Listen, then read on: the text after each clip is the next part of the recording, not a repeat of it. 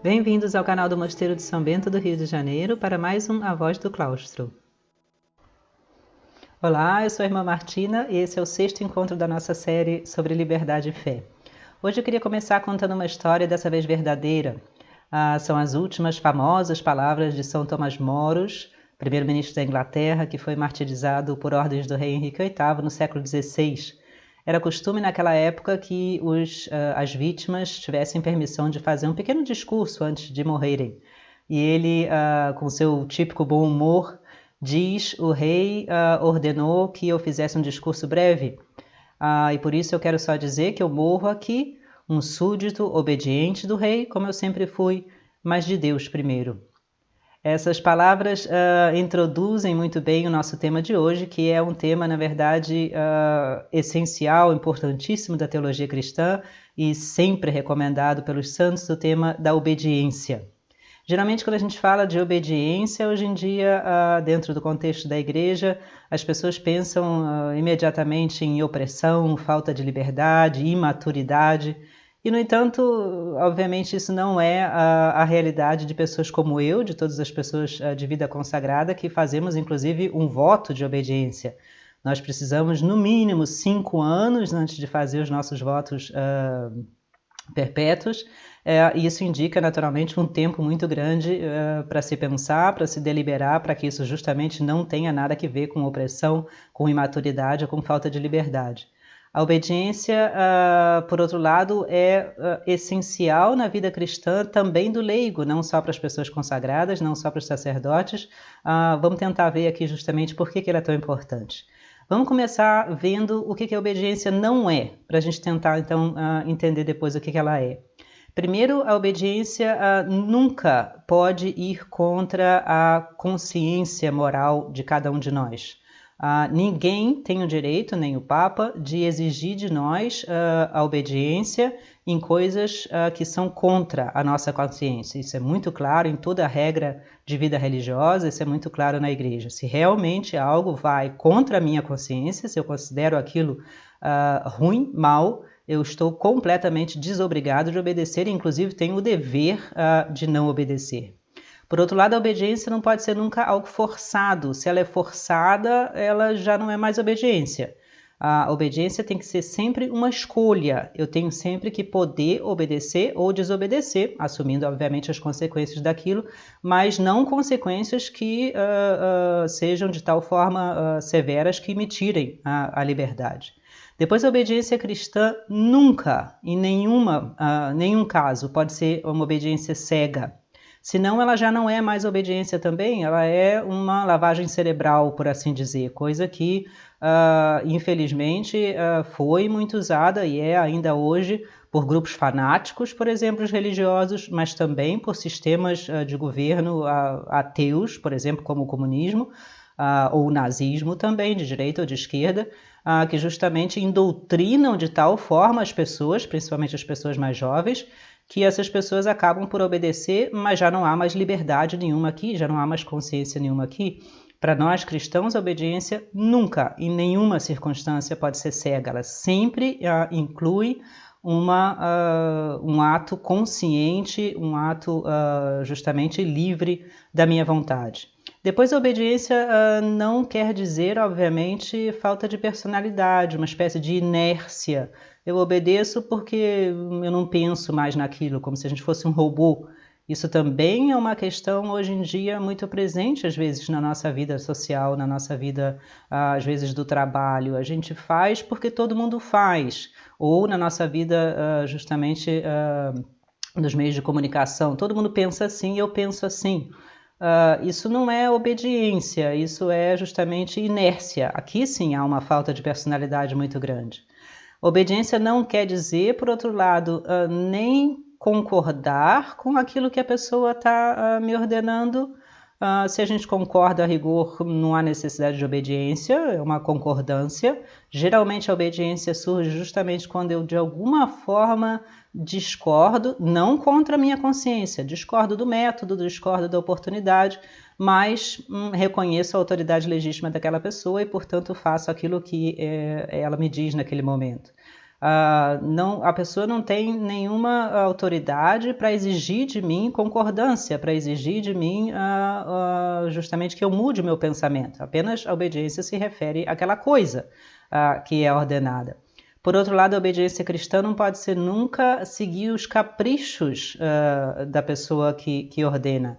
São Bento diz isso muito claramente na regra: não pode haver no mosteiro ordens do tipo pessoal. Me traz agora comida porque eu estou com fome, ou limpa agora os meus sapatos. Isso não pode existir numa comunidade religiosa e não deve existir também entre nós cristãos na sociedade. A obediência legítima ela não se refere a caprichos meus pessoais, ela se refere, como a gente vai ver, a coisas muito objetivas que têm uma característica de busca do que é bom, do que é justo, do que é direito. Por outro lado, a obediência também não necessariamente se dá quando a gente reconhece na autoridade uma inteligência superior à nossa, uma capacidade superior à nossa. A história da igreja é cheia de casos, por exemplo, de bispos que obedeceram ao Papa em questões legítimas da igreja, quando os bispos eram eles mesmos pessoas muito mais inteligentes e capazes. Santo Agostinho, por exemplo, era bispo no norte da África e estava submisso a um papa que não tinha, provavelmente, a metade da sua capacidade, da sua inteligência, da sua cultura. Não quer dizer aqui obedecer porque a pessoa sabe mais, é mais inteligente. A obediência vem de outra fonte, como a gente vai ver. O que é então obediência no sentido cristão? A palavra vem do verbo latino obedire, ab audire, que quer dizer no fundo escutar, prestar atenção, se abrir à realidade daquilo que o outro me está dizendo. São Bento diz na regra também que a gente deve obedecer uns aos outros, e a gente pode se perguntar, mas como é que a gente pode obedecer uns aos outros? Se o outro manda, um obedece. Como é que isso pode acontecer? Justamente porque São Bento tem essa definição na cabeça. Obedecer para ele significa muito mais escutar, atender, do que necessariamente dar uma ordem, como no sentido mais militar. Não é isso que São Bento está pensando quando ele escreve isso. Obediência tem, obviamente, também essa dimensão de uma ordem ser dada e ser cumprida pela outra pessoa. Mas para nós cristãos isso se refere sempre, em última análise, a Deus. No fundo, a gente obedece unicamente a Deus. E as pessoas nas quais a gente reconhece, não pela sua própria qualidade, mas sim pela sua função, pela sua posição, uma autoridade legítima que justamente pode nos ajudar a seguir esse caminho até Deus. Portanto, a obediência tem que se dar sempre dentro do campo do que é moralmente bom. Não pode haver obediência, nem pode haver exigência de obediência dentro daquilo que é ruim. Ninguém tem o direito de vir me dizer você tem que matar uma pessoa, ou você tem que fazer essa coisa errada. Ao contrário, a minha obrigação, de novo, é, nesse caso, desobedecer. A obediência se refere sempre a coisas objetivas. Ninguém tem o direito de dizer como é que eu devo pensar, o que eu devo achar ou interpretar uma coisa. Sim, a obediência se refere sempre a um ato, a uma ação. Nunca a minha alma, a minha consciência. Isso é, como a gente já viu, sagrado. Isso é uma coisa que é entre Deus e mim, e ninguém mais. A obediência é sempre um ato da vontade, uma escolha, como a gente diz, seja para obedecer ou para desobedecer. É uma coisa sempre consciente, sempre racional. Isso se reflete interessantemente no nosso sistema jurídico, que ainda é muito cristão, de base muito cristã. Uma pessoa, para ser acusada de um crime, é preciso provar que essa pessoa justamente esteve consciente daquilo e teve a alternativa de obedecer ou desobedecer. Se a pessoa é forçada a fazer aquilo, naturalmente você não pode imputar a essa pessoa o crime. Por outro lado, só dizer, mas eu obedeci, não é uma desculpa, porque em muitos casos, a não ser que você seja realmente forçado ou ameaçado, a sua obrigação é justamente não obedecer, mesmo que o patrão ou que o Estado tenha te dito de fazer assim. É a típica situação justamente de crimes contra a humanidade, por exemplo, do nazismo aqui na Alemanha. Só dizer eu obedeci não necessariamente desculpa você daquele crime. A obediência é, portanto, algo que tem um valor profundo dentro dessas dimensões que a gente mencionou até aqui. Por que obedecer? Qual é o sentido, então, da obediência? Primeiramente, um sentido muito humano, não ir pela vida sozinho. A gente não sabe tudo, não vê tudo, não consegue tudo, não pode tudo. E se a gente se recusa a, de alguma forma, escutar, atender uns aos outros, a gente, a rigor, vive uma vida extremamente reduzida. Vamos pensar, por exemplo, no caso, né, da saúde. O médico sabe melhor do que eu, pelo menos, que não sei muita coisa de medicina. Para isso ele estudou, para isso ele tem experiência. E se eu desobedeço constantemente a todos os médicos, na verdade, quem vai sofrer com isso sou eu mesma. É claro que ainda resta aqui a minha liberdade, a minha consciência. Eu posso escolher o médico, eu devo acompanhar o meu tratamento. Obviamente, eu não sou um robô, uma máquina. Mas em algum momento eu tenho que fazer um ato de obediência. O médico mandou tomar esse remédio 3 vezes por dia. Se eu discutir isso continuamente, na verdade eu não chego a nada. Então essa constante abertura humilde, na verdade, de ver na vida que eu sozinho não consigo tudo. Eu preciso dos outros. Eu preciso desse ato de obediência, ou seja, de escutar, de me abrir consciente, livre, para que eu possa seguir adiante na vida. Depois, a razão espiritual é justamente para as pessoas que têm fé, obediência cristã, de que a razão de que a gente reconhece que Deus sabe mais, Deus vê o que eu não vejo. E, portanto, obedecer à autoridade legítima de certas pessoas na minha vida me leva para Deus, me ajuda no caminho de Deus. Deus não vai aparecer para mim pessoalmente, provavelmente, para me dizer o que Ele quer. Ele usa as circunstâncias, às vezes até sem que eu perceba aquilo. E se eu tenho essa disposição, essa atitude, a obediência é muito mais uma atitude, né, do que uma ação concreta e única. Se eu tenho essa atitude, essa disposição de escutar, de me abrir aos outros, geralmente Deus fala a mim muito mais facilmente. E, por outro lado, essa obediência traz também uma grande bênção para a gente. Quando a gente deixa de lado os meus gostos, as minhas opiniões, nem sempre isso é necessário, mas muitas vezes sim. De certa forma a gente recebe muito mais. Deus abençoa enormemente essa nossa disposição. A obediência cristã significa, portanto, essa confiança em Deus, essa confiança de saber que Ele nos olha, cuida de nós, nos ama e nos mostra a sua vontade através das pessoas que nos cercam.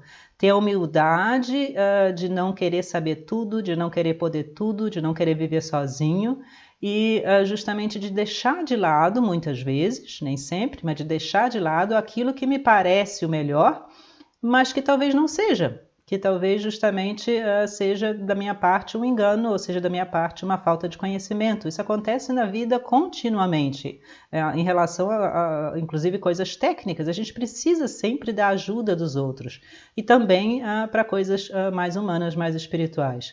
A obediência dá a rigor a gente, isso parece paradoxal, mas é verdadeiro, uma liberdade imensa, porque tira da gente uma série de preocupações que a gente teria se a gente tentasse viver sozinho. Para a gente aqui no mosteiro, por exemplo, as pessoas pensam que a nossa vida é uma vida muito oprimida. Não é absolutamente. Para mim, na verdade, uma liberação saber que o sino vai tocar, que a hora da oração é essa, que o almoço vai estar na mesa a essa hora, que, enfim, né, o que eu vou fazer eu posso ver com a madre, que ela mais ou menos sabe o que é bom para a comunidade em si, não só para cada um em particular.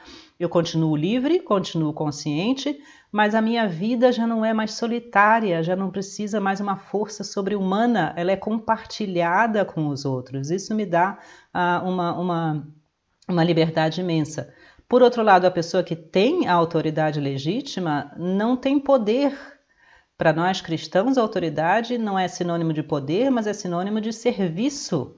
A responsabilidade das pessoas é gigantesca.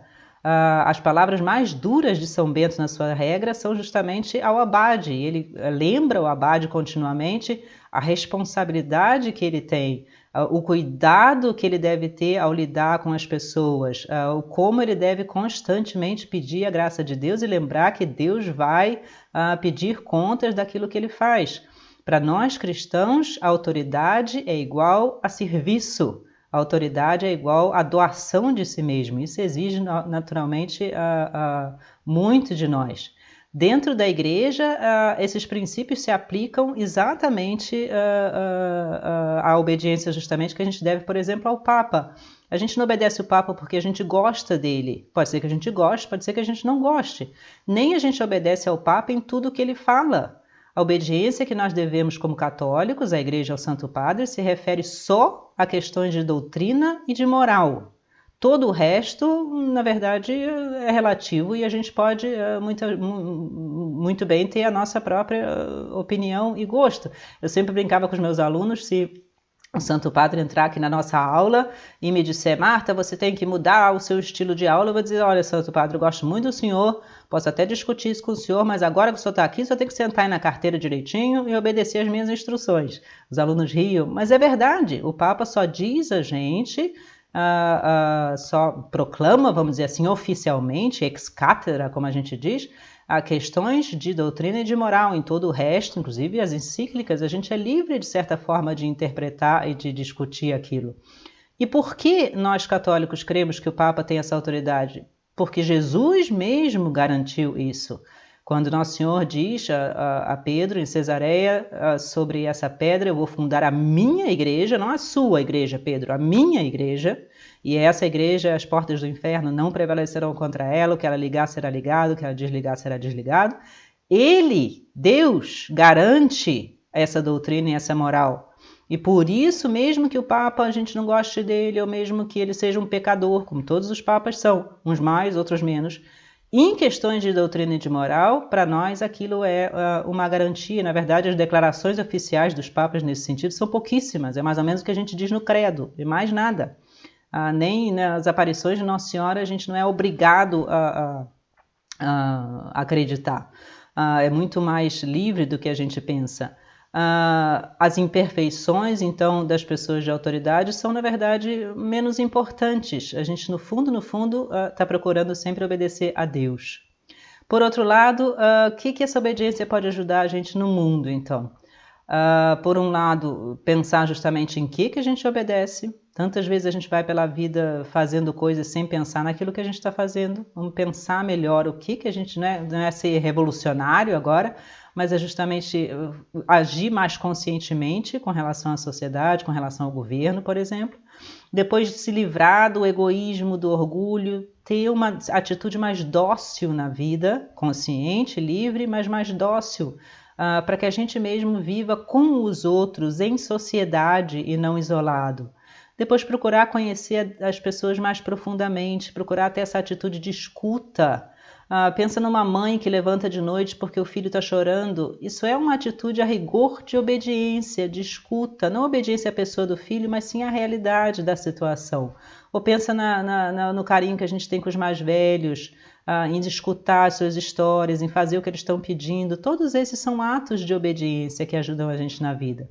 E principalmente, obviamente, buscar na nossa vida, seja no mosteiro, seja no mundo, o que é a vontade de Deus? O que é que Deus quer para mim? Atenção, não é o que as pessoas dizem que Deus quer para mim, mas justamente aquilo que eu, na liberdade da minha consciência e através das pessoas que têm autoridade legítima, vou vendo devagar, conscientemente, que é o caminho que Deus quer para mim.